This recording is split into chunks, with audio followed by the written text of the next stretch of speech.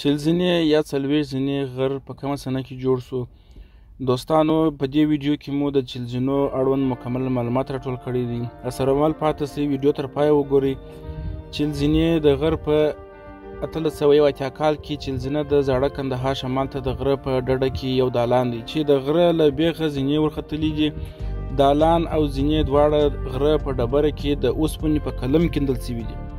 پخوا د دالان دواړو خواو ته د ډبرې 2 زمریان هم پراته وو چې اوس نسته. د پوزې پر سر باندې سرغالۍ هم وې چې وروسته نور کار پر سوی و. چل ځینه د بابر باچا د زوی عسکري میرزا لخوا جوړه سوې ده چې د ودانېدو کار یې په 960 هجري کې شروع او په 953 هجري قمري کې پای ته رسېدلی دی. د خپل ځینو د دالان د نستلیک خط د نوشتې او د تذهیب کار د میرویس معصوم کندهاري لخوا ترسره شوی دی. د ځینو یوې او بلې خواته د کنګرې شاه امان الله خان ورجوړې کړي دي. دغه په حساب سره پوره 43 ځینې دي. تېرې زمانې څخه عکسونه او ویډیوګانې د زوړ تاریخ د خوا څخه چې ښار هغه وخت آباد نه و. دا علاقه په زاړه ښار سره هم یادېږي و د کندهار مابس ته هم نږدې چې یو سړک یې زوړ ښار ته تللی دی او بل سړک یې میربازار ته تللی دی.